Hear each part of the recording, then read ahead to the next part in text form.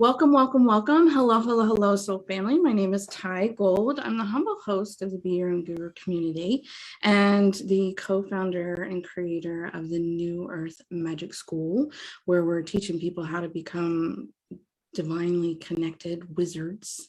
And yeah, tonight, Willow, my great friend, Willow Bradner, and I are going to be sharing a conversation with you called Becoming Un-Cultrified.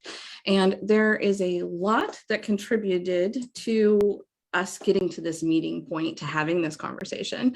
Willow and I have both, well, I'm going to let you share that story because you actually remembered how we met and I didn't. So I'll let you introduce yourself and that story, if you don't mind, Willow. If you're just tuning in, plan to be with us for about an hour and a half. And I have a beautiful list to share with you afterward or toward the end, at the end of our conversation. That's kind of like those things to be on the lookout for so that you know better whenever you're dealing with like a cult leader kind of person or group, so you can spot it and be like, your game's up, I got this. And I don't need that extra drama or stress in my life. So stay tuned all the way to the very end with us to receive that insight. Okay. Yeah, go ahead. So thanks so much, Ty, for having me. And I love this collaboration, and it's so nice, by the way. So for those of you who I don't know, my name is Willow Bradner. I'm an accidental psychic is how I play in this zone. I do big group readings and individual psychic readings. I am what I always like to say is like the most unspiritual psychic. And somehow it's really hard, in my opinion, I don't know, Ty, if this feels true to you too, but for me, it's been really hard to find real, quote unquote, authentic non-playas in this industry. And Ty's energy for me is really humble, down to earth, really steady energy. I never feel like, again, I think why we connect is I never feel like you're giving off that culty vibe that some of the other spiritualpreneurs have. Right. So we were just meeting before you guys arrived, and I was reminding Ty how we met, and we were on somebody's Facebook thread. And the Facebook thread was about canceling the word tribe because it's a word that resonates for those who are Indigenous people. Mm-hmm. And those of us who are not Indigenous people really do not have the right to use the word tribe. Yeah. Ty and I both came to that conversation as psychics with the approach of sometimes in reading that word tribe comes up in the past life context, and tribe being as well part of our inner nature. And sometimes that word, even if it's not of Indigenous, is part of a cultural alignment that we see with people. Right. We were shamed out of that circle and we were shamed out of that group, more or less. I sure was like, I'm out. Yeah. And that's how we met. And so I felt like it was apropos to the conversation that we're having tonight as well, just to have that memory of it. That we bumped into each other in an incident where we were being called white supremacists. More or less, that was our beginning. Yeah, and so I'd like to go in depth on that because I think it's so relative to tonight's conversation. For anyone who's not familiar with me, my awakening, as you might call it, started in 2012. I was highly addicted to pain pills, drama, alcohol, and my entire life collapsed. And I was literally withdrawing and crying and begging for relief and release from this addiction, from the pain in my head, my heart, my body, everything. And within 2 days, I received 8 pages of notes from my guardian angel, Hope. And I had never realized that I had been channeling before. I could give you a list of incidences that should have been signs along the way, but I still managed to be a skeptic when this 8 pages of notes came through. And so from that day on, in August of 2012, I had a lesson almost every single day from my guardian angels and spirit guides. And that's where the content for New Earth Magic School has come from. It's come from those lessons. And then I spent about 5 years doing psychic and mediumship readings, and my readings weren't really like everybody else's.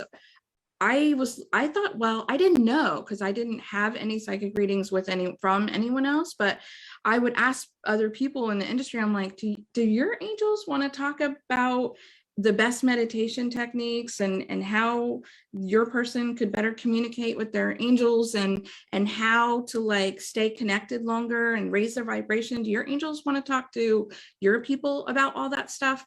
So a lot of the content for my courses came from hours and hours and hundreds of readings. And how that relates to the word tribe is, for me, the divine asked me to start channeling an hour and a half of coded, very high calibration frequency medicine on this monthly platform that I was providing. They were called Holy Shift calls, and people would tune in and I would channel, and then I'd work with them one-on-one. And that community, the divine asked me to name it the Spirit Tribe.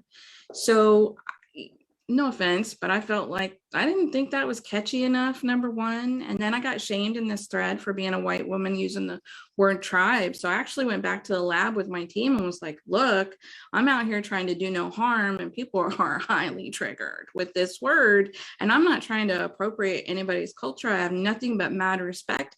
I have been shown my ancestors in meditations. They're Aborigines from Australia. They're Native Americans from North America. I know that it's in my soul's lineage. And I know I have a history with this, but I don't want to participate in anything that's going to harm anyone else. So I'm going to need y'all to just give me a better word for this collective that I'm hosting once a month.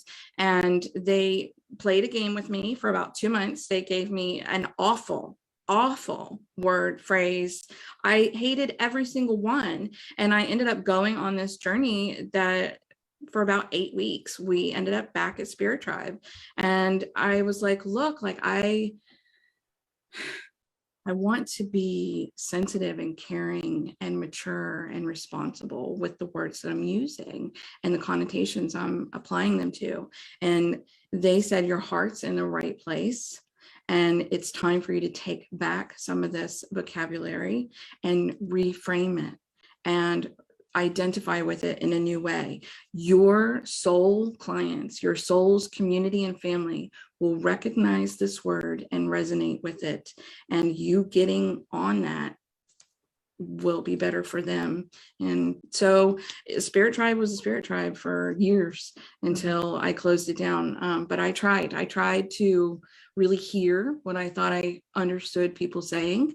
And I went back to the lab and asked for something better, more unique and more sensitive. And they weren't playing this game with our culture right now. And it felt like it was an opportunity to identify where healing needs to happen and maybe adjust my, like, I think you brought it up, instead of us just plucking words that sound current. Yeah. And this was really coming from my soul and my soul's desire to create and provide and serve. And so people who would be highly triggered by that, we wouldn't be a good fit working together. Right. And I'm just going to put it out there. I have been born kind of like a rebel. My very birth is in defiance of our culture. My biological father, who I've had mostly no relationship with my entire life, I rode a Greyhound bus from Ohio to Georgia at 14 years old to meet him in prison for the first time. He was in prison for a hate crime because he's a Grand Dragon of the Ku Klux Klan. And my name at birth is Tyrese. So I couldn't be more contradictory in yeah. So I feel like I come already with a level of like, let's talk about this. It's kind of a little bit in your face, but I don't feel like I do it with like aggressiveness, shame, insulting people. Right. But just my very presence is often caused people to rethink, reevaluate, or look again.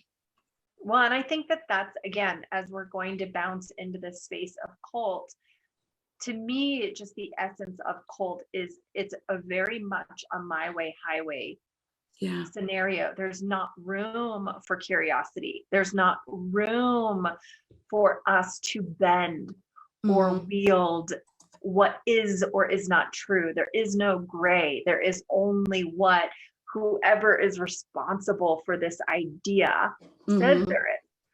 So I even feel, and I don't want to be political in this, but there is a political tide to cult right now, in my opinion. And a bit of that is like, you're kind of with us or you're against us vibe. Yeah. The duality. And both teams, I don't care what side anybody's on, both teams are playing this game of either we're canceling people or we're canceling people. You're pushed and shoved into choosing. Yeah. Yeah. And so if we're canceling people for single words, again, I ask, is this person, as you were so clear about it, Ty, I think we have to have those layers and levels of grace with each other. If there is somebody doing harm, then of course we know that, like, I think we know that innately when somebody's doing harm. Right. But when somebody is not a bad actor in this, can we use our intuition? Can we use our curiosity to ask questions, to understand before we go into cancel, before we go into infuriation, before we decide that they're the devil for the words in their mouth that they might not understand, before we decide to shame? Can we be curious? And can we offer space for them to be interpreted and to be heard and felt for what is actually true? Yeah, I love that you say it that way. So over the years, you and I have ended up in a couple different entanglement conversations.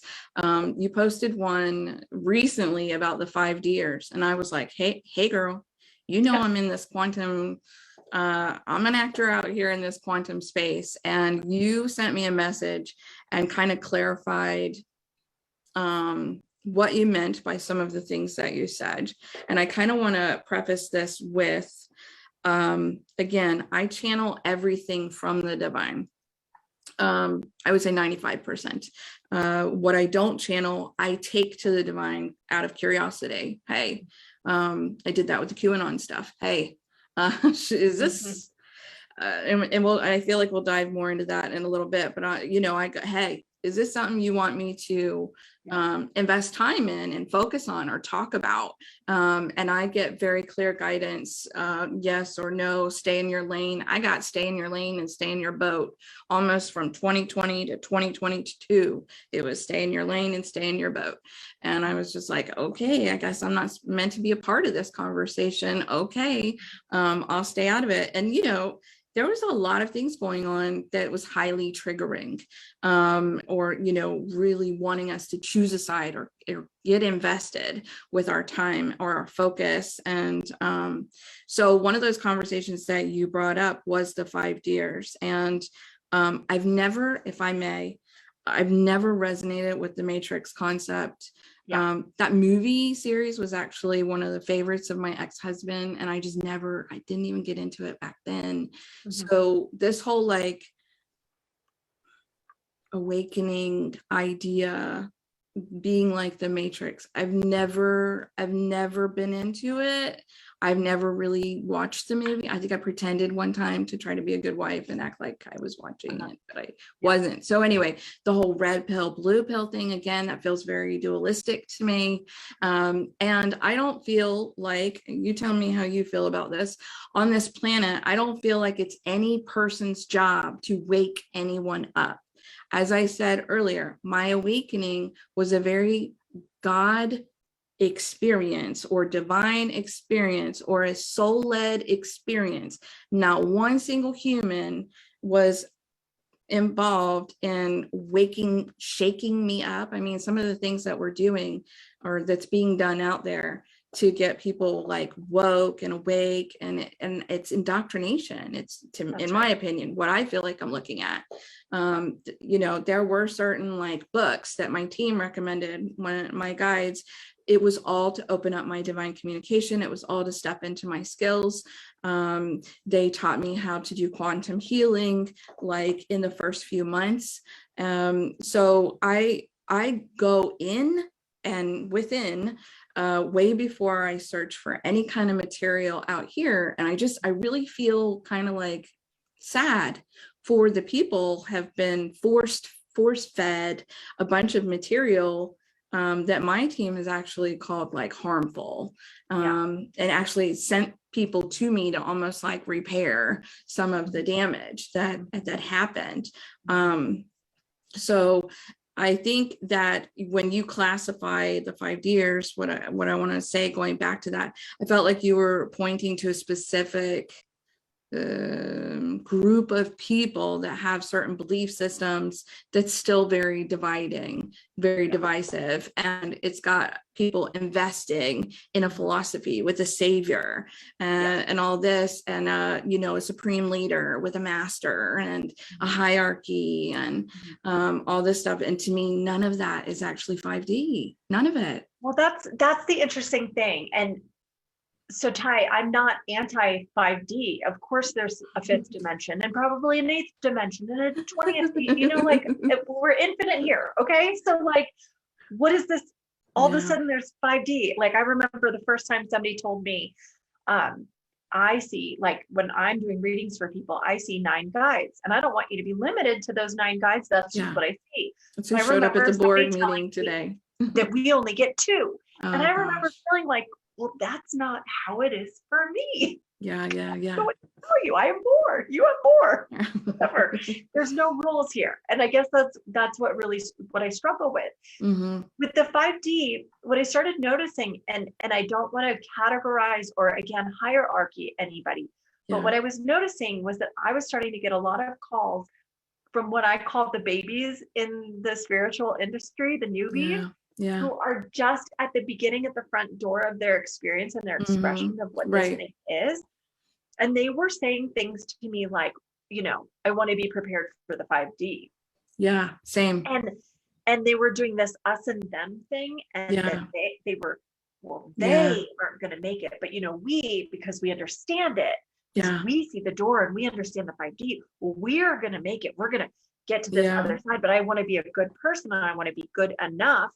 Yeah. Which all of this to me was screaming, who is the white guy? Who is the patriarchal white dude who's profiting from who this? Is running this machine? And then I started also seeing these weaves and correlating weaves in with the QAnon.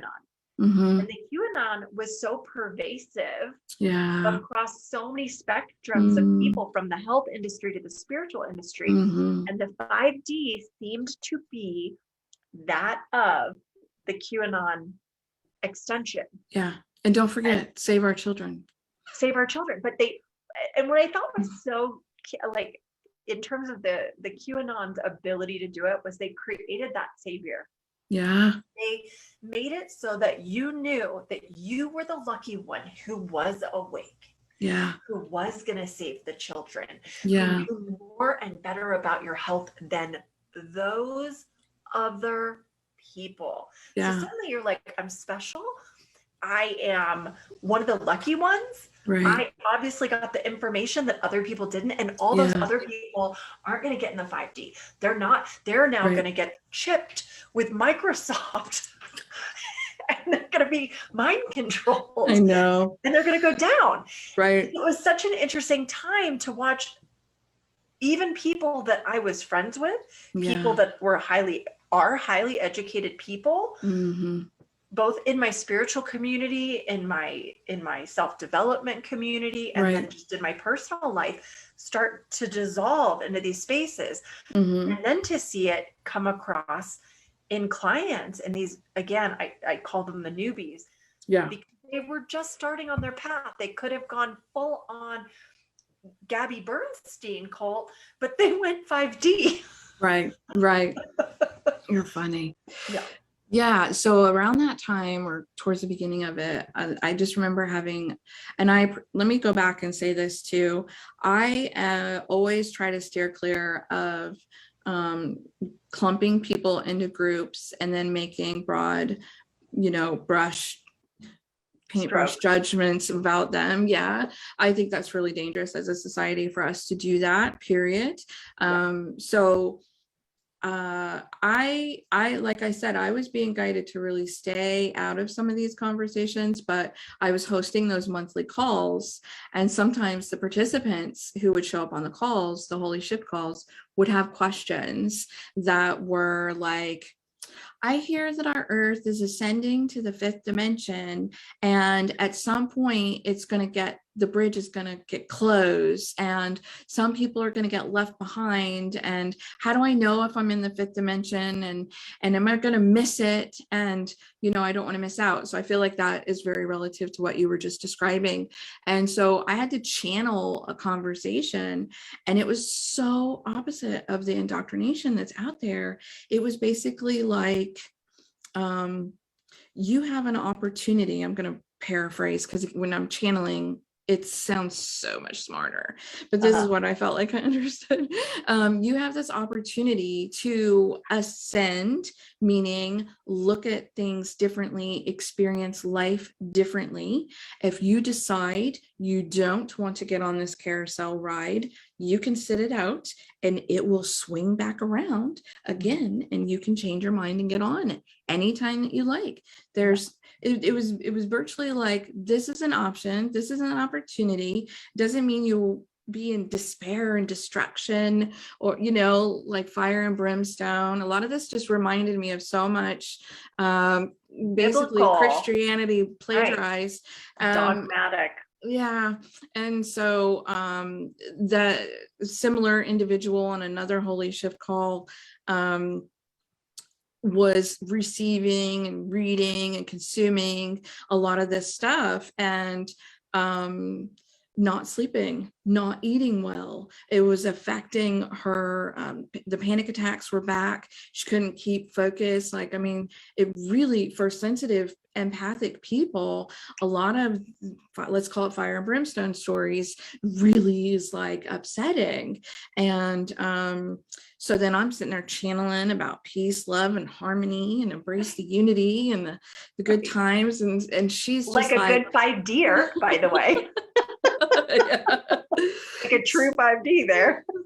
Well, I was just having like a totally different experience around that time. And me too. And this person was, it was a few of them totally stressed out. I had one friend go through a traumatic incident with some of this kind of stuff. She literally lost her hair and her marriage. Like, this stuff gets serious for people. It really affects them, their physical body, their home situations, their finances can be influenced. And the divine was really almost like intervening and saying, like, if this consumes you, this is not good for you, and it's not adding to your life. Like, shut it down, turn it off, go play, like go be outside, go be with your family, go be with where the people are that love you. I see a lot of cults really want to get you invested in being the savior, save the planet, save this, or having a savior. But they use that us and them in terms of the savior, us who have obviously been saved and are going to be the saviors, and them, those who do not understand and cannot understand. Landmark, which I think is like one of the OGs of the cult sort of groups, used to lock the door and tell people they couldn't leave the room as they were upgrading their quote unquote system. And then at the end would say, you need to bring 2 people here the next time. But don't tell them how you are getting up leveled. And if they tell you that they think that you changed, you're like, yeah, I have. Yeah. But they're going to tell you that you went to a cult. No, you didn't. But if you bring them here, then they can figure out why you've changed and how you've upgraded and why you're a better version of yourself. But it was like really heavy on the don't tell the secrets. You're special. You're important. You're better than them now. And if they want to be as good as you, then you need to bring them here to us. That's scary shit. It is. And there's so many, like, you're making such relevant points. My brain's like, where it matches exactly what you're describing. I allowed myself to have a few conversations when some of this stuff was going on online, and I felt compelled to insert myself in some of these conversations. And I just realized that I wasn't communicating with people who were thinking critically or rationally anymore.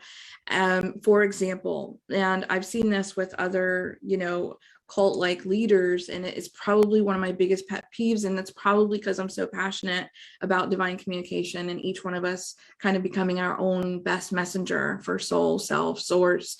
That's what my mission is on the planet. So of course I'm like almost radicalized in the passion around it, but I promise I temper it, because I do understand there's lots of ways to, receive guidance. So anyway, I was telling this person that I have never channeled anything relative to what they were describing.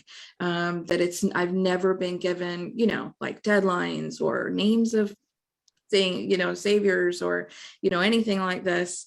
And her response was to suggest that I not trust my channel.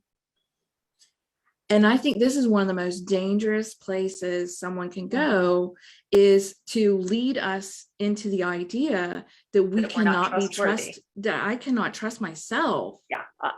This scares me. Since you and I, our full-time job is teaching people how to trust themselves. Yeah. It's terrifying. This person suggested that I might not be channeling. Well, who knows what you're channeling? But I want to validate it all. Ty, I want to validate you, because I too have continued to look at the vibe. I've continued to look at the energy of QAnon, of 5D, of these spaces and places. I looked at the vaccine. I looked at all the different things that people were looking at.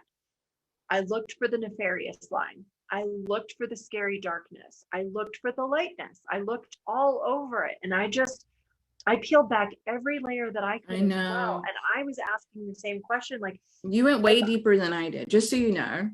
Well, I went so far as to I kept going, I literally started to go, am I wrong?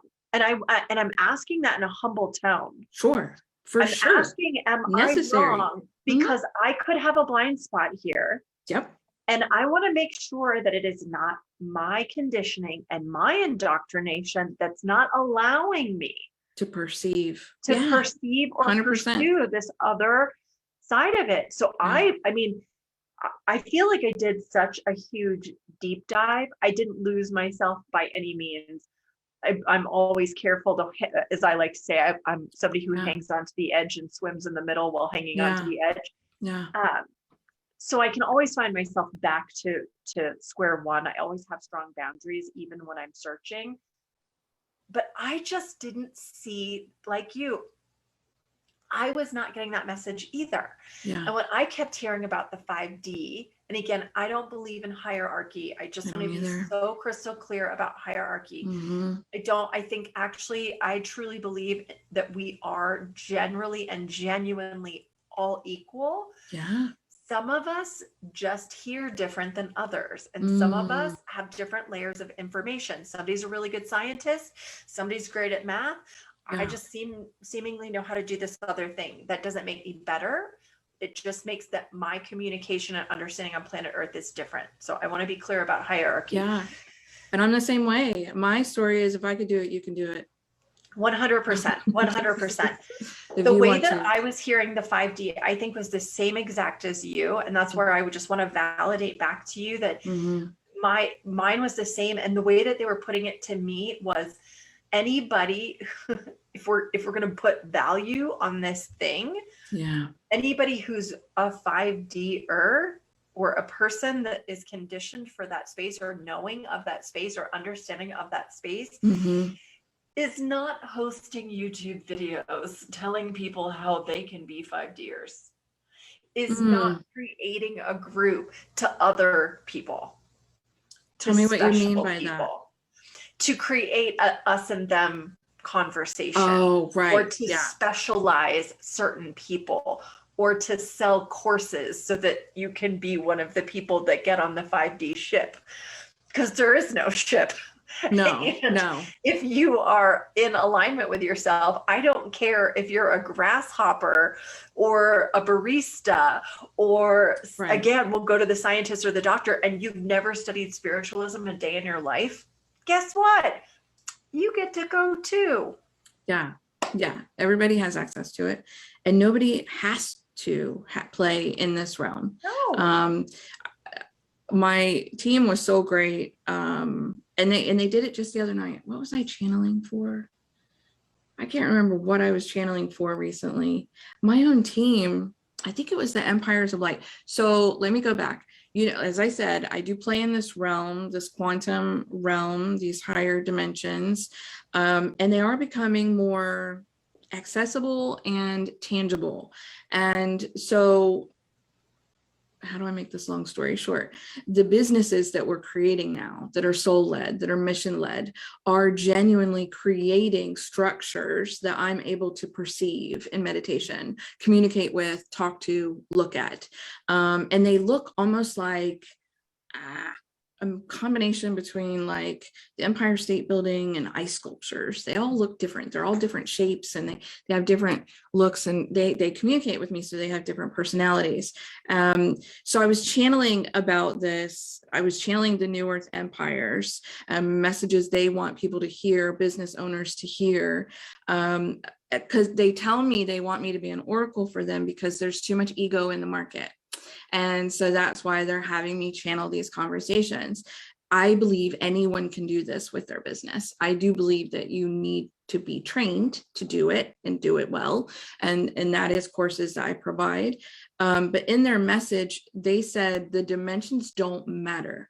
All you need to do is live from the heart, or, you know, like aspire to act and create and lead from the heart. If you do that, you've nailed all the damn dimensions, and it doesn't matter which, you know, which realm or dimension that you're in. So, and that's one of the most abundant things you can do for yourself in your life as well. I think that what you were speaking about, our minds can really get in the way. And this is where I do see 3D programming differently than like higher realm, new earth programming. In the 3D kind of like way of doing things, there is competition, drama, the need to be the best, be the good girl, be the bad girl, or you know, the needing to be special. All of this is just interwoven into the dynamics of being on this earth. Yeah. And so I actually do have a program that uninstalls that and kind of sets you in a new timeline and in a new realm where you don't have to, you still witness it because it's still on earth. We still live here, by the way. Yeah, but you're no longer programmed. Yeah, but you're no longer programmed to compete and put all your credentials on the wall and, you know, status and having people pedestal you or worship you. Like none of that. It really becomes about people being magnetized to your authenticity, to your art, to the beauty that you're creating in the world. And so, you know, for me, I was going through this big dramatic shift while all that was going on. And it was just, I really felt like I had to choose which playground I wanted to play in.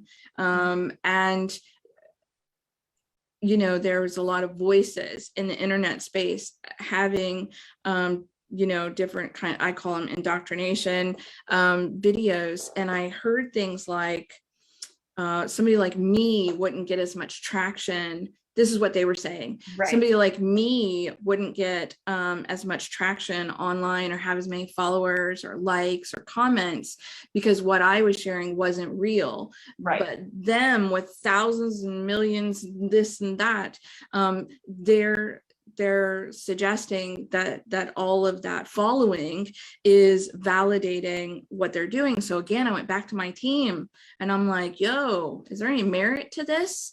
And they said, imagine you're in, this is what my team says to me. This is how they check me. Imagine you're in Rome and you're outside the Colosseum. There's two gladiators getting it on inside the Colosseum, going at it. And you're walking around outside saying, hey, it's better over here. Uh-huh. Uh-huh. Yeah. I remember coming into this space as well. And it's so funny, like I can even speak to, Hi, Winston. because I'm a whole, this is Winston, everybody. I know need he's it. so cute. He's my little lap dog and keeps me grounded. I would say that I'm relatively new to this space still, but I think that's as well where I want to be, is always kind of new to this space. But when I realized that I had this ability was like something like, I think 12 years ago ish now. Yeah. Yeah. And I immediately and accidentally, frankly, fell into the Hay House tribe, and I'm going to use the T word again, and got indoctrinated into their cult. Interesting. And told how I was supposed to do it, and got shoulded and supposed to all the way through. Yeah. I got trained by a few people, and then I met quote unquote influencers, and I always want to put quotes around influencers. Yeah. Because the message I got about influencers is, this too is cult-ish. Influencers are just people who are easily influenced. Interesting. They're not actually curious enough to ask why they feel so compelled to say the same thing over and over again, or sell this one item. Right. They're easily influenced. And so I was very easily influenced initially by those influencers. So when I heard that message, I was like, I got it. But I went all the way down the pike. I followed in line with all the other people. I Marie Forleo'd it. I tried to do what everybody told me to do to build a platform, and was told multiple times along the line, you can't say psychic. People don't like psychics. Psychic is a scary word. And now I'm like selling out stages using the word psychic, and I'm perfectly fine. And nobody has burned me at the stake. Nobody's hung me. Nobody's done any of that stuff. And really what it was, in my opinion, the valuation that I see now was the getting comfy with me. Yeah. Ultimately. And that's again where we get un-cultrified, right? Yeah. Right. When we get comfy with ourselves and honest with ourselves. And I don't want anybody to be not seeking, but I'd like to change that seeker vibe to curiosity. And I'd like the curiosity not to be how to heal me. Right. Looking for what's wrong. But rather, how can I hear me? Not how do I heal with the L? How do I hear me? Yeah, I love that. I love that. That resonates. I think that difference is the difference between going all in on a guru that is not yourself. Right. Going all in on a savior that is not yourself. Right. Because it's my opinion that we are all the knight in shining armor that we are looking for. There is no other that is coming to save us. There are guides. Do not get me wrong. There are people that are going to hold our hand. Right. There are guides that are going to be with us on that dark night of soul. There are people here on planet Earth that are going to hold us through it if we trust them and we let them, right? Right. But at the end of the day, it's our allowance that is truly the thing that is going to up-level, shift, transition, us to this next space and level. Nobody else can do that for us. No, I agree with you. Yeah. So because I am in this field of divine communication and really teaching people how to tap into their like most excellent zones of connection, because everyone, it's my philosophy based on what I've learned and taught, that everyone has their own way of tuning in, of connecting, of receiving insight. And like curly hair, we usually want what we don't have. Curly hair, straight hair, we usually want what we don't have, and we kind of dismiss our strengths. In the teachings that I provide and in the conversations we have, the philosophy is focus on what you already have, what you're really good at, keep practicing, keep validating it, and it will get stronger, stronger, better, faster, and you'll start unlocking more, you'll start accessing more gateways for divine guidance, for intel. And I feel like when I came into the psychic industry, I spotted so much codependency where people were relying on each other for guidance. And again, didn't want validation. either didn't believe they could get insight for themselves, or didn't want to learn how. And so coming into my personality, without the aggression and without the swearing, I wherever I show up, I tend to be like the Gordon Ramsay of I don't know what you're talking about. We're going to break this down. We're going to change it. No, I do at home quite a bit, actually. So, you know, I did it with childcare, really shook up the industry. When I was there, there was a lot of childcare owners, for example, who didn't believe that they could follow all of the state guidelines and make a profit. And I would show up and show them how to earn the money, get the numbers, have the kids taken very well care of. I mean, that's what you're supposed to be in the business of, and follow all the state guidelines. And then, so because I'm still same personality, I kind of did the same thing with the psychic biz arena. And I was just like, I had to find a way to have some of these conversations that pushes this industry forward, where we're not so codependent and relying on each other for guidance. And so I had to kind of like take the shame and the pressure, like not telling people that they're doing it wrong, but also again trying to get them curious or inspired in how they could do it better. I think, and no offense to where you're at, I love that you're doing gallery readings. I actually left the psychic arena because I saw a conflict in my mission to teach people to be their own guru, to receive guidance for themselves, and I'm out there doing readings. I felt like I was adding to the madness while I'm trying to sell the medicine. And so I literally had to take myself out of the mediumship psychic reading role. Trust me, when clients invite me, allow me into their space, and they invest in my mentorship, they get a beautiful activated channel. But I'm not, I feel like, and Cassandra, you can vote on this if you want to, I feel like my psychicness just ends up validating what she's already been doing, what she's already tried, what she was already sensing or loving. And I'm telling you, once Cassandra, I hope you don't mind me outing you that we're working together, once Cassandra and I are done or finished, I don't think she's going to need support for a long time, because I don't go into this wanting, how do I want to say that? A lot of times in sales, period, but in this industry, it's how can I get them to re-up as a client in some way? I'm not looking to upsell. I don't want to upsell. I'm mentoring free birds here. I'm here to provide you some wisdom, some support, some guidance, and then your job is to go. It's to fly, it's to implement, it's to take action, it's to do the thing. So half of my job is just helping to restore, build confidence.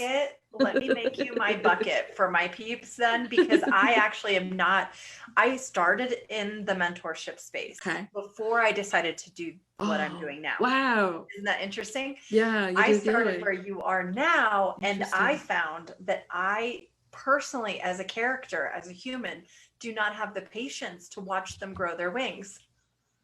I love it. But the message that I got, Ty, was that I'm here to present the light. Cool. To be and I am a demonstration. Bridge. Nice. I'm just the bridge. You can walk all over me. That's fine. You know, as long as I get to be funny and entertain while I do it, I'm in. But if I have to do the full time piece with it, then I was like, that isn't feeling good to me. I'm not inspired. I don't want to do it this way. Right. So it's interesting that we both chose a side of this, and I'm happy to be the intro piece, I'm happy to send people to you so that you can bring them their wings and teach them to fly. It's so exciting. Yeah, I love to witness them in flight. Yeah. I'm just not very good at helping them unfurl. I don't have that patience level. I'm not strong in that space. Yeah. But I also too am somebody who also saw codependency. And it's interesting that your codependency sees it on the mentorship side. Yeah. I saw it as like, once we're done, we're done. Like I give you the reading, you take it, you leave it, you go to your therapist, you freaking get your help, I'm done. You know what I mean? Yeah. Like I'm here to light your ass on fire, and what you do with that fire's on you. Like I don't let people call me. People will ask, can I call you next week? No, no, you may not. No, you may not. I'm not interested in a full-time relationship with you. I'm not good at it. I'm not, that's not what I signed up for here. I'm only here to be the butterfly. I'm here on the branch for a moment and then I'm gone. And I'm sitting over there like, have you implemented the last 7 steps that we talked about? Like, why do we need to have another session? You know? Anyway, so I'm glad to know that you're out there and that you're also strongly encouraging people to develop their own guidance, and so that they tune in and tap in. So one of the, biggest pet peeves I have around that is, like what I said, people who are discouraging you from tuning into your own guidance. And perfect example of this, before I say this, I want to say this.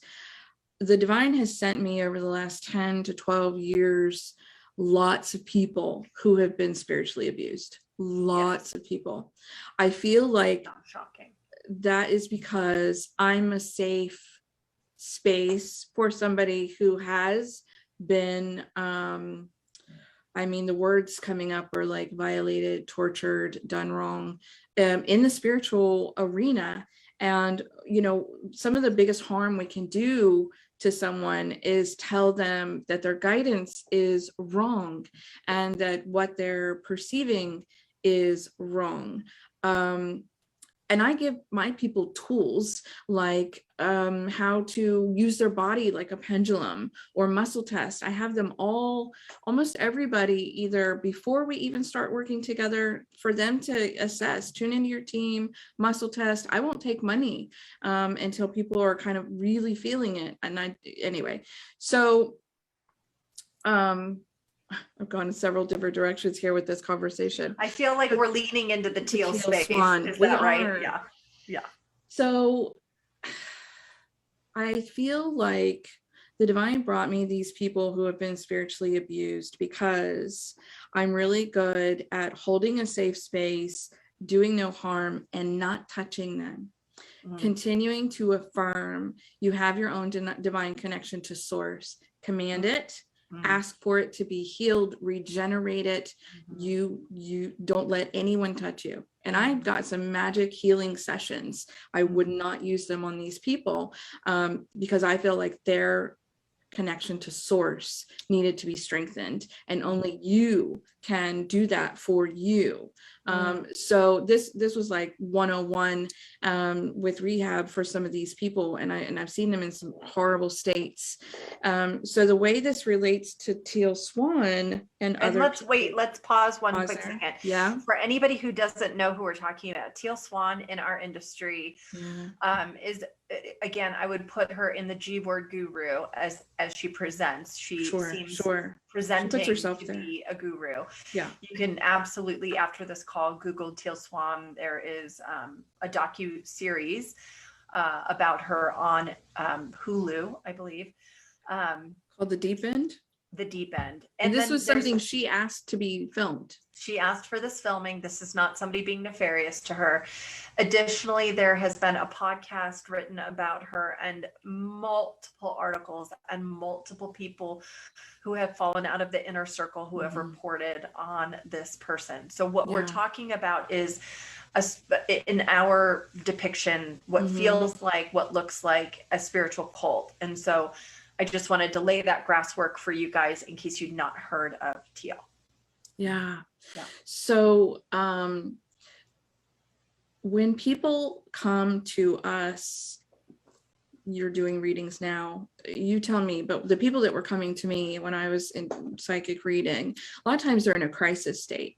A lot of times they don't know which path to choose. Of course, my team was great about giving the third option. There's always a third option. There is, isn't there? There's always a third door. Anyway, they're in a crisis state and they're really unsure of themselves. They don't know which path to choose. And knowing that people like that are going to someone like Teal Swan or other people in the industry that embed false beliefs and project their philosophy of what they think is happening or going on, I think this is so dangerous for people. I think this is where people get lost. And I think it's where they become either paralyzed, they don't take any action in their life, or they become almost like hitchhiked in fear on the one that knows more better because, you know, they're successful, they're wealthy, they're, you know, a guru or whatever. What I noticed in her, and what I notice again, I'm going to go back to that influencer word. The influencer is always emphatic. Yeah. They're always emphatic. There is no curiosity. When she lands her sentence, well, you know, you were abused by your parents. Right. She holds a pause there so that you're then questioning everything that you knew, but she's not questioning it. Right. And when you're saying, isn't it funny how our guides and angels always give a third door? And I'm like, yes. And sometimes it's so annoying for the client because I'm like, okay, but we have to look at these three doors and we have to look at these three options. And then you are still the decider here, and you are going to still have to be the decider of which door you're choosing. Yeah. But let me share with you the energetic outcomes simply by the vibration of how it's being shown to me. Love that. But I actually, even as a psychic, am not here to decide for you. Yeah. I'm here to present the doors to you, and you're still the decider. She is emphatic in her delivery and does not allow for the nuance, the curiosity, or the third or fourth door. Yeah. That's what the danger is to me. Yeah. That's what the danger is. And so most of us, when we've, again, come to a psychic and we're presenting to a psychic our problem, we're sitting in front of the unknown. Right. We are in crisis. We are in the unknown vibration. Right. And we're asking for somebody to know us or see 5 minutes from now. Yeah. Tell me where to go. Tell me what to do. Right. So and when she lands it emphatically, yeah, I'm going to buy in, right? I'm all in on right. And curious. She perpetuates the philosophy that there's one way, one road, one path. And my team is constantly talking to people that, you know, like fate, meant to, supposed to. And that's how, you know, a lot of the older generation, when they would come to me for a psychic reading, you know, I want to know what's meant, what I'm supposed to do, what's meant to happen. And, you know, I would channel stuff from like Archangel Michael. And even 10 years ago, he was talking about the different options that you, there's no meant to, have to, supposed to do, got to do, none of this. They're options, and they each have each one has a cause and effect to it. So, you know, it's just about what. And I even like recently, when I first started, everybody was coming to ask what their purpose was. And I started hearing the change even in language from purpose to potential. Yeah. We're not talking about purpose because everybody wants directions with this purpose thing. So can we talk about potential? Can we talk about their energy? We'd rather talk about their energy and, again, their energetic vibration with which they're allowed to play with. Yeah. Can you explain to them their abundance from the perspective of potential? Love it. Love it. Yeah. Which door do you choose? Yeah, but let's show you the potential on either side so that you can make the most conscious decision for yourself. And that, for me, again, back to the Teal Swan thing, is she is saying, well, your parents beat you or they raped you or they did something terrible to you. And if you don't remember, well, and try. I want to piggyback off that because I don't know if you've experienced this in your time when you were doing readings, but I had a series of people coming post ayahuasca similarly with memories that were not theirs. Wow. And what in research and in understanding is that it is an Amazon tribal way of communicating, and they're already telepathic and they're already in a shared consciousness. And so you've gone to see the medicine man in Peru. Right. Well, the medicine man in Peru didn't think that he was going to have consciousness from other outside places all coming in, merging with that collective to handle these different versions. And so all those consciousnesses are crossing over, and their memory while under influence are getting crisscrossed. And so the same thing that she's doing is also, as I see it happening in the ayahuasca ceremony, when we don't have a therapist who understands that balance, or a really strong spirit personality that understands how to divvy up the energy. I love that you brought that up. You know, I haven't actually had a lot of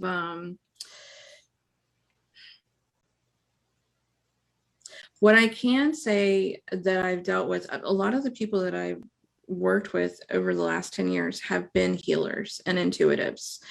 And I would say one of the biggest issues that I ran into was them not understanding the potential problems of tapping into each other's energy field. So because of my divine connection, I go to source, I go to guides, I go to higher self. And when I do readings, I'm channeling information from people's divine support teams. The norm in our industry is to tap into each other. And when we tap into each other, like a scanner, we're reading everything. We're reading fears, we're reading projections, we're reading lots of data. And this is like not the most most accurate resource for information. I've literally seen, like, I've done so many sessions. I'm not sure how this relates to cults, but I'm so passionate about this. I've done so many sessions for people where I would give them guidance and it didn't match anything that the last 3 psychics told them. And they wanted me to explain why, which I got on the phone with my team and was like, hey, excuse me, we have a problem here. This data is not matching up. Can you verify? And we need to explain this. And so I would get this explanation that the other readers are reading the energy field of the individual. And this is kind of like a dirty space to pick up information. It's not accurate. And so the other readers were picking up on this person's fears or projections, maybe what they hoped they happened. Maybe they hoped they get back with that guy for the 7th time, or that, you know, the one date was going to end in holy matrimony or whatever. You know, that's what they hoped that would happen, but it wasn't. If you had tuned into your guides, you get very different information. So I think it relates to the collective consciousness, which is something that does happen. Let's say like in the 5D group or even the QAnon group, they all start sharing information, vibing off of each other. And you know, I know you're not real big into the law of attraction, but it is a thing, right? Like well, our heartbeats in the same room, all of our heartbeats will start beating at the same rhythm. You know what I mean? So collectively, we are very attuned to that. And the more we invest our focus or consciousness into a belief system, the more we'll start to draw that information to us like a magnet, right? So if you started believing, let's say the elephants are your family, and I'm just throwing out really wild, random stuff. Let's go there. If you believe that elephants are your family, you're convinced that you come from, I'm going to say it, a tribe of elephants. And then you're talking about elephants. You're really jazzed every time you see them. You're going to spot them everywhere. They're going to be standing out to you. And the more you think about them, the more you talk about them, the more they're going to show up, like online. Somebody's going to gift you an elephant something. It's just going to keep verifying this idea that the elephants are here for you, and God damn it, they're your family. And you're just going to keep investing in this because it's going to seem like it's verified.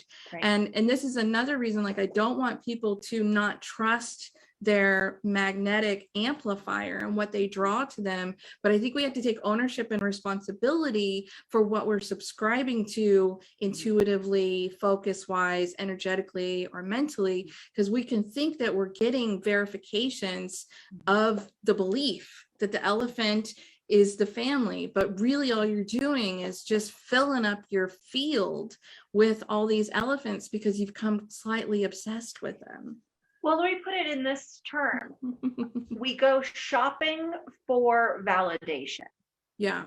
Once we've made a decision, we then go shopping for validation. Is that accurate to what I see her as well? I know, I'm giving you the elephants. Yeah. So it's like, I need to know that the elephants are my family. I'm going to start seeing the elephants, and I'm going to start talking to people about the elephants and see if they believe in the elephants too.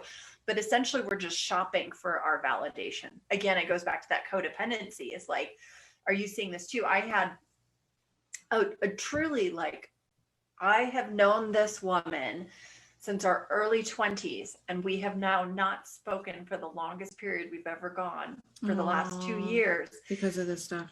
Because of QAnon. She went full full stop. And I have not recognized her since. She actually makes little to no sense because she followed the computer rabbit into the hole and has not yet come out of it. And her whole life is getting validated on the nugget she found that somebody else hasn't found. But have they found this thing? Or is she the first one? Yeah. And they all cheers each other because they found that nugget. Right. Yeah, there's a lot of broness going on there. So I'm really sorry to hear about you and that friend, you know. It's part of what I felt so compelled as I was watching this happen. Consume and swallow people whom I love. And it became my curiosity as to what and why. And then I too have this question about our industry, because I was seeing it as well. And it was like everything culminated at the same time. Like whole world for me exploded at once, wherein I think we all had little to nothing to hold on to. And I think the QAnoners were like, but I need something. Yeah. And I don't want to put them in that frame, but that's how it felt. But I noticed, like, the self-development industry is an $11 billion industry. Yeah. Yeah. Capitalism capitalizes on people's weakness, and the thing that they love to capitalize the most on is our not enough story. Yeah, brokenness and if needing to fix it. If you put this makeup on, you'll be pretty. If you wear this shirt, you'll feel better. You'll be this. You'll be enough. If you have all these pieces of paper and certificates, whatever it is that they want to sell you, they will sell it at your not enough story. Yeah. And the self-development industry and the spiritual industry and the health industry, all of these industries are all using the same tool to chip away at us, to sell us more things. And as I started to notice that, I was like, okay, so that explains to me QAnon, actually. Yeah, so I actually went to my team because, as you know, it was like all over the place online, and there's people that I admire and respect in the industry, and they're speaking to it and they're speaking on it. And again, it didn't match anything that I've been channeling for years. It was contrary to everything that I have been channeling for years. So I went to my team and I asked, is this something? Because I think somebody baited me with that. Well, how can you say if you haven't even looked into it? So again, I think at the time I was mentoring about 15 people through the Spirit Messenger training program. I had a lot going on in my own life, and I think Noah was having a second battle with cancer, and I was really having to pick and choose what battle I was going to fight or what I was going to invest my time into. And so I went to my team and I said, do you want me to like read through or watch all these videos and read all this stuff? What is this? And they literally showed me a swirling vortex that looked like, remember the game that, I don't know if they even have these anywhere, where you used to like toss a quarter in and your quarter would go Yeah, at the museums they always had them. Okay. So it looked kind of like that, but it was like energetic swirls, and there was a guy in a hooded figure going like this, standing over this swirling thing, and he was basically like egging everybody on and dumping them into this pit. And my team said, do not even entangle yourself, like don't even have the conversations with the people anymore. So I completely withdrew and just started like unfriending or unfollowing or unsubscribing from anybody who was going in that direction, because I still had too much, and you recognize this, you called me out on it in one of our conversations. I still had a little bit of my savior syndrome triggered, wanting to like save people, catch people and help people and stop them, you know, people that I care about. And I think I said something to you at the time. I think I used the word fight or battle, and you like immediately corrected me. I don't remember exactly what you said. Like, I don't remember what I said. No, I don't remember exactly what you said, but it was just kind of like the sentiment that we're not here to fight them. We're, you know, we're here to maybe provide a different perspective, provide a different conversation. But a lot of the people who are committed to this were committed a long time ago, and obviously I wasn't going to have a stop sign for them. And that's why the divine did not send me in there to scoop anyone out. As a matter of fact, they told me. Well, and that was it. I don't feel like I recognized pretty early on in the experience of all of it, honestly, is that we're, again, it's like, we're not saving anybody. We're not helping anybody that doesn't want help, because nobody actually needs help. They just want to hear themselves. And we're here to just be the guide, to hold their hand, to offer them the doorways, to give them the information. But what they do with that is really their responsibility, right? That's what we do. We're the providers of information, but we can't bring the horse to water and make them drink without, waterboarding them. So it doesn't make any sense to waterboard them. For me, I the way that I'm always pushed into these conversations, like my innate energy is that of curiosity. Yeah, my desire to understand. And it is to understand, when you were talking earlier about the outside space and then the spirit space of how the true communication. I feel like I have to speak to this person. So I have to understand this aspect of them to get this information to them, if that makes sense. Yeah. And so when I'm even guided, it's like, follow these breadcrumbs and go ask the questions there. Show up over here. You don't have to get messy with these people. You don't have to save them. You don't have to make noise about it. You just have to go do the research, and you have to understand the vibration. And then we're going to show you, once you understand that vibration, we're going to show you the vibration we're trying to get everybody to. Yeah.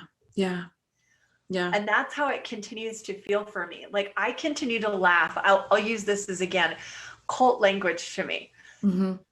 What's happening in our current situation with the politics that are about to happen in 2 weeks. And I'm just using this as one example of like what I think is so pervasive and disgusting is we have decided to go all in on recession talk. Yeah. So I'm dying laughing. Okay. I just want you guys to be this is the top topic. But I'm laughing because I'm like, okay, first and foremost, like every time I look at it, I keep getting the no. That's not what's going to happen. And I laugh because I'm also hearing like, but by the way, it's always like 5 minutes. So why is everybody getting effed up about it? Okay. Yeah. Right. So that's the second language that I get about it. But what I laugh about the most is like, we are like, when I say we, my peeps upstairs are like, we are trying to change the conversation, and you Right. bitches just want to hang on so tight to this old language. And like everything is shifting right now. We don't want to talk about the divine the divine masculine. We don't want to talk about the divine feminine. That is your shit. Yeah. We want to talk about us as a collective, but you guys keep trying to define everything. Yeah. We don't want to talk about your money, your careers, or your jobs. That's your safety mechanism. Mm-hmm. You know what I mean? Right. And I just laugh because it's like they want us, like they send me in to understand the humans. Mm-hmm. So that I can talk to the humans, so that I can get the humans to you. Yeah. Back to you. I appreciate that. I think I spend a lot of time trying to understand people, like understand why they would be interested in that, understand why they would think that way, using QAnon for an example. And I said it in the beginning, I mentioned the whole save the children thing. I have no problem with us saving children. Like if that's actually what we're going to do, sure. Let's do it. What the issue I had was we're only saving certain children. And I am a business, or I have a business that I run off philosophies and vision statements and mission statements, and we aspire for things. And so if one of my missions was to save the children, I would think that I would apply that in all sorts of areas. You would see lots of types of children in all kinds of situations, not just certain ones in certain situations. So anyway, the cognitive dissonance has just been one thing that's been like I've had to walk away from quite a bit, because I could feel my teeth gritting and just getting somewhat frustrated. I do want to bring the conversation, though, if it's okay, back to the teal swan, and we're running out of time. I knew it would fly by. I literally made notes after the documentary. You and I both read the book Cultish. You and I both watched this documentary and shared information. So what I wanted to say about teal swan, I had icky vibes about her before I ever watched this. And I read a bunch of things that were concerning before I saw the documentary. And I saw some stuff from her camp during COVID that I was just like, that is foul, that is foul. So when I watched the documentary, what I want to say is, according to the documentary, I have this list of notes. I'm willing to be open to the idea that maybe she wasn't filmed with 100% accuracy. Maybe some footage was altered to put her in a particular light, because this is what she's claiming. However, you can't create things that never happened. I mean, it is her. She agreed to the filming. These conversations did happen. And what I did see, I observed, was harmful. And I kind of just wanted to mention a couple of things specific, because it's very like classic cult leader, cult behavior kind of stuff. That was like major red flag for me. She didn't believe there was anyone out there who had it in their capacity to mentor her. Scary. Whoa. She didn't trust anyone. Yeah, it's a red flag. Yeah, when you don't trust anyone, how trustworthy are you? Right? She was putting herself on a pedestal because she could channel divine and galactic beings. Babe, most of us are doing it now. A lot of us, and it doesn't make us any better. No, we're not at special. all. It's just no. I really think the guy who can fix my car is amazing. That's right. Yeah. I can't do any of that shit. Saved my life is real special to me. Yeah, that's what I'm saying. Like, we just all wear different shoes or different hats. You mentioned earlier that we all have blind spots. I think she's oblivious to that, or at least hers, because she doesn't think there's anything wrong with that. Another connotation or conversation that we had, and applies here, school and military and religion are perfect primers for cult programming, or what's the other term for it? High control groups. Right. you know, education has a hierarchy, military has a hierarchy, and religion for sure has a hierarchy and indoctrination, and you use their language, you know, you totally, and I'm not saying all those things are bad. My son's in the Air Force. I think what's important is that you participate if you choose, if you desire to participate in any of these things, that you go into it knowing that it's structured a certain way. You're most likely on the bottom. May not scale anywhere to the middle or the top, and it serves someone else or another entity for you to be that bottom rung class person. And normally there's us and them, the division, the dividing walls that separates all of us.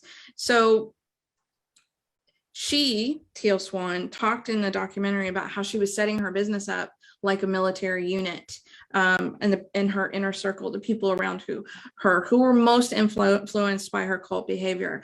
I don't actually believe that. We had people online, and even my sister, when I took a family trip, I mentioned that I was going to be studying and talking. I mentioned Teal Swan and my sister, who's gone through suicidal events and drug addiction. She's like, I think Teal Swan's wonderful. She's really helped me. And I said to her, and this was before I even watched the documentary, I said, I'm sure that if you're occasionally passing by her, consuming her material online, I'm sure it's probably inspirational or helpful. I don't think that's where her greatest problems lie. I feel like it's closer in, and yeah, and her behavior doesn't match her vision statement. So anybody who was on my email list today and received literally a link to go to my mission and vision, and I said, call me out if you don't see me acting right, because I want accountability from people. You don't have to cancel me. Let's talk about it. That's right. Again, approach me with curiosity and allow me to hear you so I understand the problem. And without defense, let me see if I can express what I understand that you're saying to me, and if I can see the blind spot that I maybe haven't seen for myself. Yes, love it. Okay, so that was that whole list. Do you want to share anything before I go down? Before you go into the list? No, not necessarily, but I would say for anybody who's really curious to go down the pike of the culty spaces that we have, cult-ish is really essential. I think it's a must read.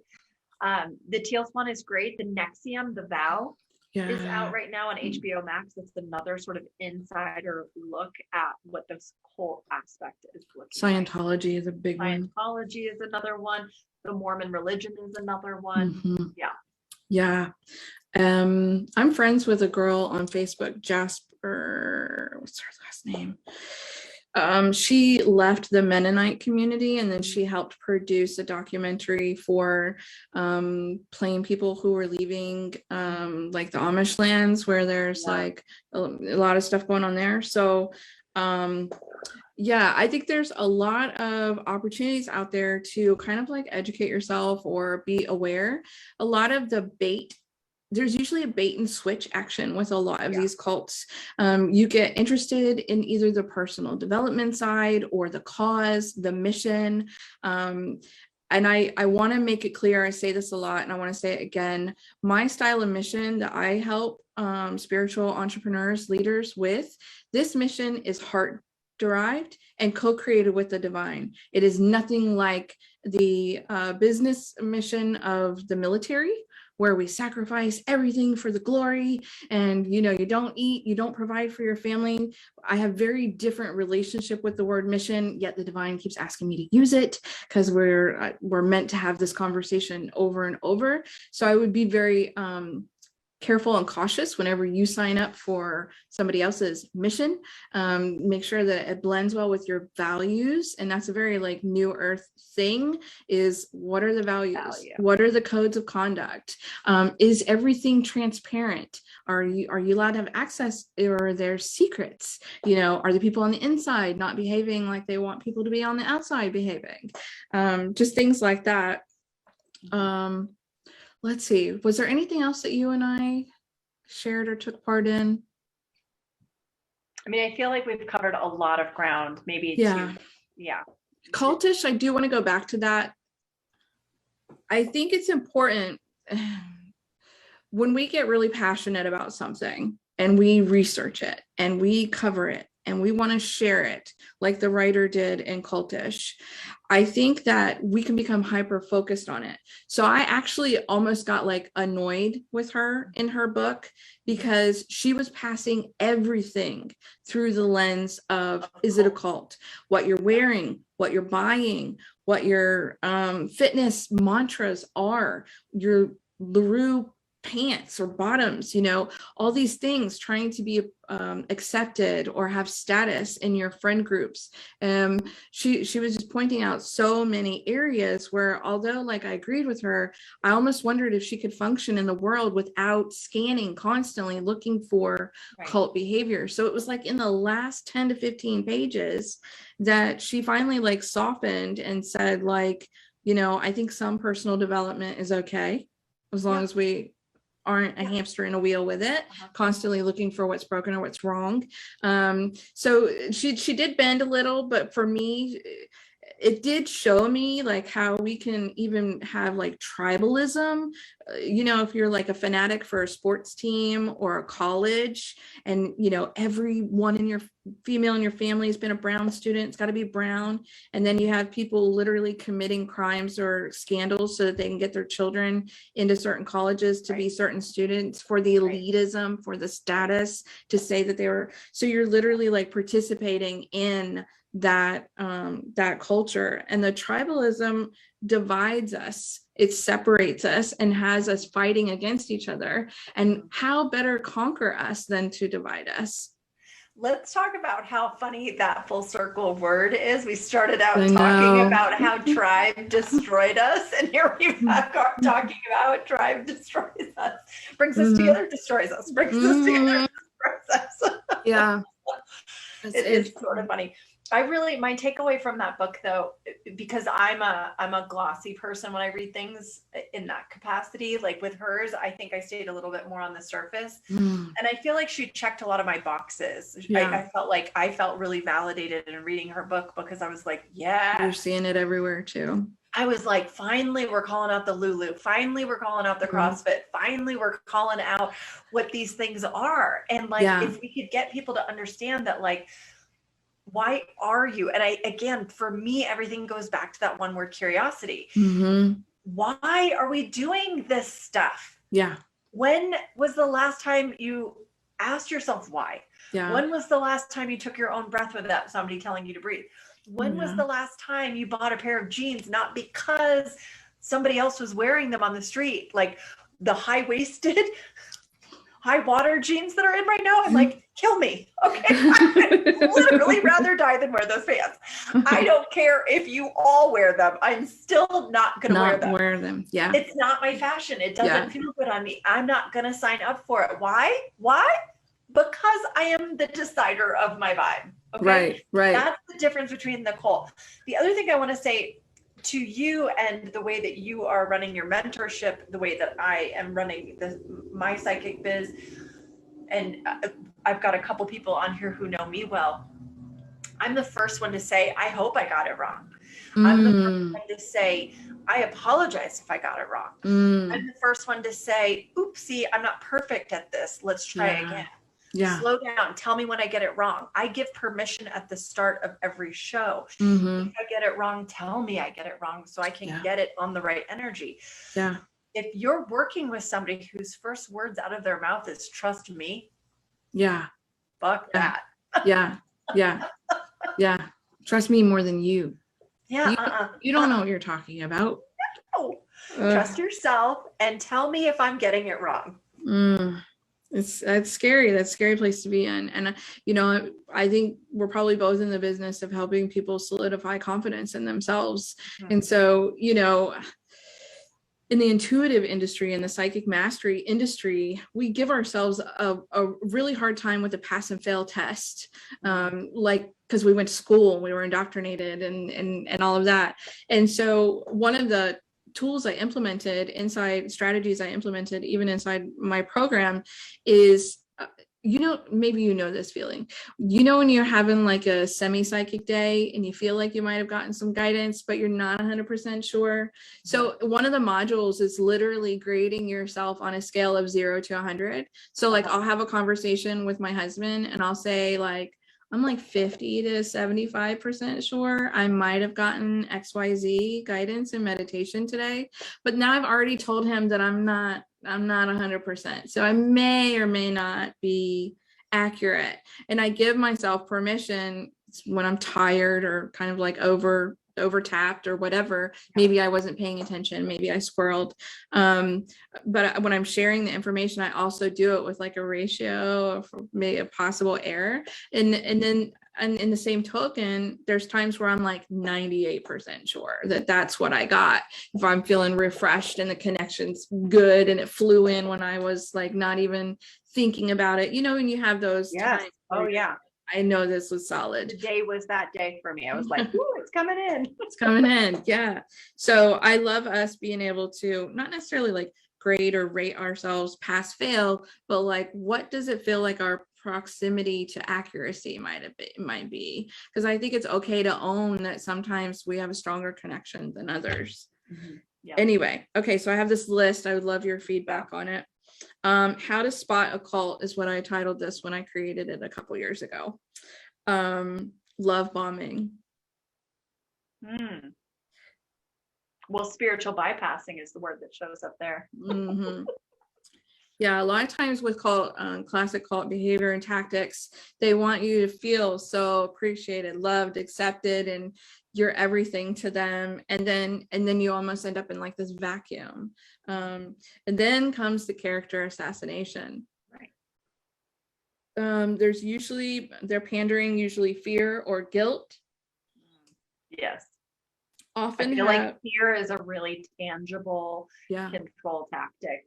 Yeah. And if you ever read Noam Chomsky, I think Noam Chomsky is one of my favorite linguists who really dives into the space of fear and how it's used as a manipulation tool. I'll have to look that up. Often have charismatic leaders. They're worshipped, self-appointed leaders. And they often preach that there's one true path. Only one. Everyone else. Again, it goes back to that word. They are emphatic. Yeah. They do not allow curiosity. Mm-hmm. If I can, again, just land that. If there's no room to question, if there's no room to ask questions, you are in a cult. Yeah. A lot of times they want to separate you from your friends and family. Some cults actually title them or label them as suppressives and label them as the enemy if they don't agree with your choices or indoctrination. I saw that in the isolation.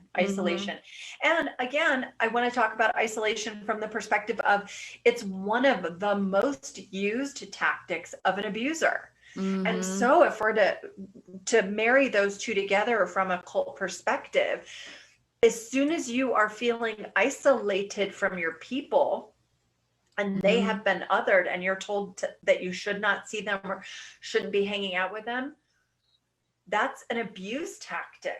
Yeah. And I want to be clear with that language because I want you to feel that vibration should you ever notice it. I'm about to be abused, because what a cult is an abuse circle. Yeah. They want you to be emotionally leaning on them, a lot of times financially leaning on them. A lot of times they will employ you. They will become your church, your business, your safety net, your childcare, your everything. And the more they're literally like consuming you. And this really diminishes your options if you ever decide to leave. There's a lot more for you to leave behind or sort out. A lot of times they want you so heavily invested, like Scientology wants you to sign up for these really expensive classes. Also church organizations that do this kind of stuff, they want you to give everything to the church. Tithing. Yeah, you don't have enough to live or eat or leave. One of the notes I put here is most recruits, so those would be the ideal members for these cults. Most recruits have gone through major changes prior to and are in search of connection, community, and family. I just felt like saw that over and over and over. So even QAnoners and the online space, I think a lot of those people, it was a difficult time and a lot of people were not sure what to do. And I think they did almost create a bit of a family out of, with their own family values and family matters. And oftentimes leaders think they are God or equivalent to God or only one connected to God, one true source of information. Cults create dependency, one true path. Hold on. There's usually like information control, time control, relationship control, and then leaders lying and creating their own rules that are not the same standards as the group. That's right. They get special privileges while you're eating whatever is left over on the plate. They're eating like kings or queens for sure. Yeah. So there's usually hidden agendas that deny the members free will, self-esteem, and liberty of thinking or challenging, questioning. You're not allowed to question anything. And that was something else I saw in the Teal Swan documentary. I was just going to circle back to Teal Swan too. Yep, for sure. And that again was from her inner circle perspective. She basically said that you may not give a shit about anything but her if you work for her. You may not leave this inner circle. You must give all of yourself to this space. You couldn't have children. Yeah, no. A lot. Yeah. She didn't have time for crying babies at night. And verbatim said that. Anyone objected to her, she was like, you crossed the line, and she sicked her whole group on. It was really rough to watch, to be honest with you. I was just mortified. Yes. Mortified. So what note do we want to leave this on, Miss Willow? What I'd love to know is, as everybody is leaving this evening, as you guys process this conversation, what I'd love is either via email or on our Facebooks, I'd love to hear your feedback. I'd love to hear what you wanted to hear more about, what questions kind of arose for you potentially, and just how this sits. I like to have feedback. I like to know from you guys how that landed for you. Yeah, I love that. And I also want to speak to a couple of things. I don't feel like having that divine connection, working with galactic beings, playing in the quantum realm, none of that makes someone a cult-ish person. No. Yet it is usually a barrier to success for a lot of us in this field or in this industry. I know I've lost a lot of sleep at night debating whether or not I should share some of my experiences or some of my encounters because I was afraid of this label, and I stayed really small, really closed, really quiet because I was afraid I would be mislabeled some of these things. So it serves me and my entire community and industry to talk about like what is and what isn't cult, right? And I want people to kind of like embrace some of these things and not be so afraid to speak about it if it's their genuine experience. And, people are allowed to walk away from a story, I told you earlier about the New Earth empires. You can subscribe or unsubscribe to that idea. Those of us who are playing in those realms, I'm going to continue to do what I've been doing me, like I'm just going to keep doing me. And somebody can play or participate in that if they want to, but I definitely want to open this lane a little bit wider so that those spiritual entrepreneurs who genuinely have their heart set on the greatest good, devoted to being of service to our human family, who cares about unity. I hope this brings down any like barriers or walls or fears they have about being called cult or cultish. And the last little thing I'd like to put out there, you guys heard me tonight talk a lot about how passionate I am about divine communication. I believe that we're all given like a mission or a reason that we're doing this work, whatever your work is. And I think that we're all wired to be really passionate about it because we're the bringer of that particular piece of the puzzle.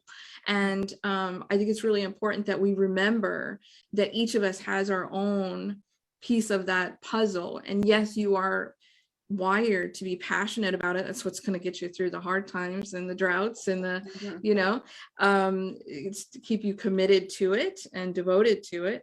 But remember that yours is not better than the person standing next to you. It's just different. And every one of these pieces is needed. Every single one of us, Willow's conversation, Willow's perspective, each of us are here for a different section or portion of human family.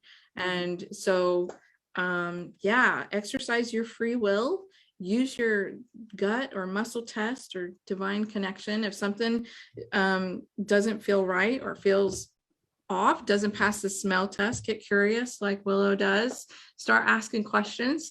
I would love for you to start looking at like values. Do we have values that match? Do we have similar goals?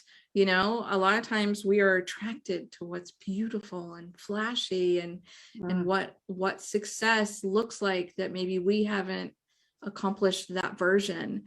But maybe it's time for you to redefine what success is to you rather than trying to copy or mimic a false story that somebody else is probably trying to sell you. Always a false story. Always a false story. No, well, but I'm really out here doing it, Willow. No, I'm just kidding. A true, authentic story for them. Maybe. I think that's the misnomer oftentimes if we're seeing shiny objects being sold to us. Oftentimes it's their success model. That doesn't mean it's a fit for your success model. Right. I think it's a delicate dance. Like if we use our industry as an example, and let's say abundance, I actually believe that I am here in this lifetime to master, I think most of us are, abundance and our abundance picture and our abundance story. But I'm also asked by the divine to copy and paste a lot of what I've learned to the people that I mentor. It doesn't mean that I'm perfect with abundance, and it doesn't mean that I have it all figured out, but I'm definitely not the only one talking about abundance. Right. Again, it's a perspective, right? Like I have a section in the market that I'm speaking to. So there are people out there celebrating or bragging or talking about their money wins. And I think there is something to be.